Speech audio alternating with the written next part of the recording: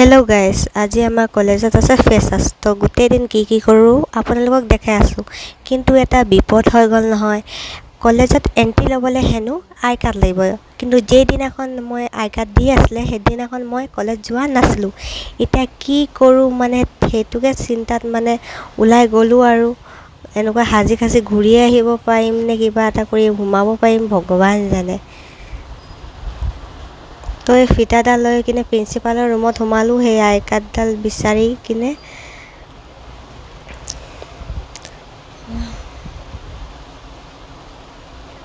Finally আই card পাই গ'লোঁ।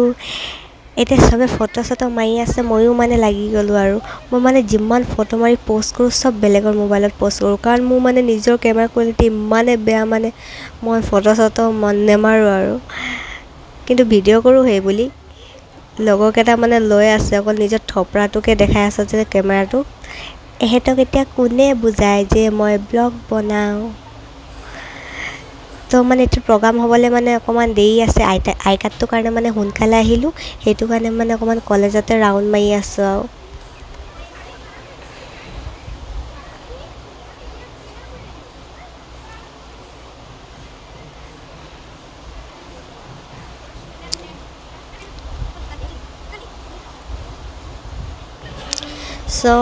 Auditorium ৰুমত আহি কিনে বহিলোঁ। এতিয়াও প্ৰগ্ৰাম হ'বলৈ অকণমান দেৰি আছে, সেইটো কাৰণে ল'ৰা ছোৱালী চব বাহিৰতে, মানে প্ৰগ্ৰাম যেতিয়া ষ্টাৰ্ট হ'ব লাহে লাহে ভিতৰলৈ আহিব আৰু মই আৰু ভিতৰত সোমাই কিনে বহিলোঁ। যাৰ পৰা ফটো মাৰিলোঁ, মানে যাৰ মোবাইলৰ পৰা ফটো মাৰিছিলোঁ সিহঁতৰ ফটোখিনি লৈছোঁ আৰু বহি।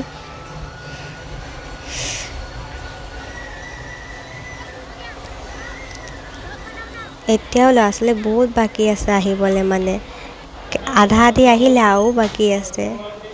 বাট বৰ্তমান এতিয়া ভাষণ দি আছে, সেইটো কাৰণে ল'ৰা ছোৱালী এতিয়ালৈকে চব অহা নাই। গৰম লাগিছিলে, আগফালে বেঞ্চটো খালী আছিলে, চেণ্ডেল খুলি কিনে ভৰিয়ে উঠাই দিলোঁ।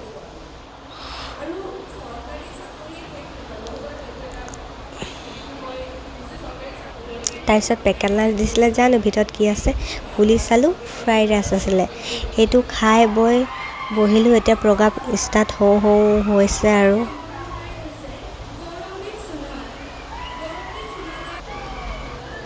ফাইনেলি প্ৰগ্ৰাম ষ্টাৰ্ট হৈ গ'ল।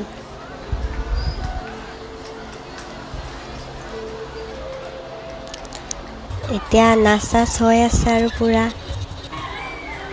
এতিয়া ল'ৰা ছোৱালী পূৰা ভৰ্তি হৈ গ'ল। প্ৰগ্ৰাম ষ্টাৰ্ট হোৱাৰ লগে লগে চব ল'ৰা ছোৱালী ভিতৰলৈ সোমাই আহিলে।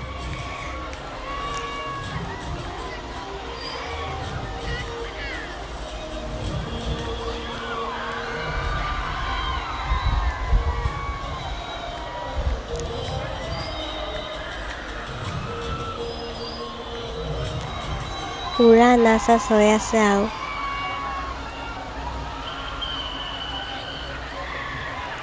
অথনি ইমান খালী আছিলে, এতিয়া চব একদম পূৰা হলটোৱে ভৰ্তি হৈ গ'ল।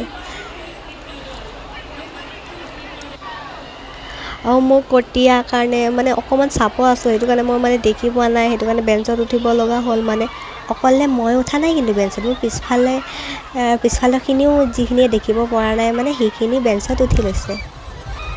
কাৰণ আমাৰ লিখীয়া অকণমান চাপৰ মানুহকেইটা আগফালে ইমান দীঘলকেইটা থাকিলে কেনেকৈ দেখি পাওঁ। তো মানে বেঞ্চত উঠিবলগীয়া হৈ গ'ল। মানে ইমান মানে গৰমত ঘামি গৈছোঁ, মানে এটা ৰুমত ইমান ল'ৰা ছোৱালী, সেইটো কাৰণে মানে ঘামি গৰমত মানে পূৰা গা ধুই দিছোঁ। মানে মোৰ থপৰা পূৰা বেয়া হৈ গ'ল।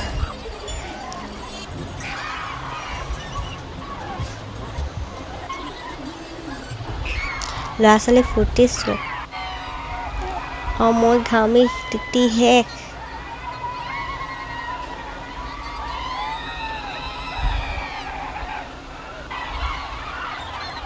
আগফালে প্ৰগ্ৰাম হৈছে, পিছফালে ল'ৰা ছোৱালীবোৰ পূৰা নাচি আছিলে।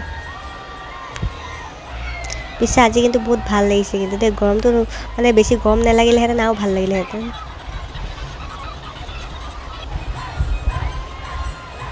বাই নিজৰ থপৰাকে চাই আছোঁ, ঘামি তিতি এদাই সেইটোৱে চাই আছোঁ মানে।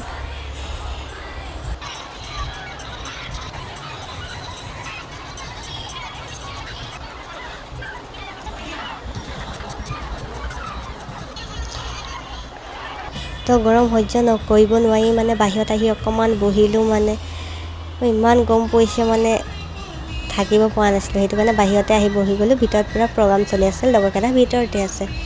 চ' এনেতে শুনিলোঁ কিবা নেপালী নাচ হ'ব, গোৰ্খা নাচ হেনো। চ' সেইটো চাবলৈ মোৰ মানে গৰমকো বাদ দি আকৌ মানে দৌৰ মাৰি কিনে সোমালোঁ আৰু।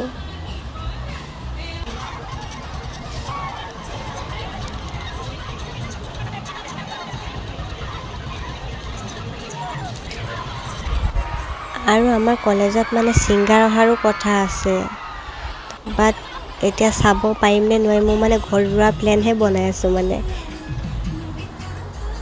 আৰু মানে মোৰ পাৰ্চেল অহাৰো কথা আছে মানে কলেজ আহিছিলোঁ 9:30-10টামানতে, কিন্তু এতিয়া বাজিছে 4টা। পাৰ্চেলো অহাৰ কথা আছে, মই মানে পলাম বুলিহে ভাবিছোঁ লগৰকেইটাক এৰি কিনে। তো আৰু ইহঁতক কৈ কিনে মই ওলাই আহিলোঁ আৰু মোৰ পাৰ্চেল আহিব বুলি কৈ কিনে। ফাইনেলি ঘৰ আহি পাই গ'লোঁ, গা পা ধুব লাগিব নহ'লে মোৰ শান্তি নাই। ফাইনেলি পাৰ্চেল আহিও পাই গ'ল, তাৰপিছত লগালগ আহোঁতে পাই গ'ল। এতিয়া পিছত খুলিম, আজি কাৰণে বাই।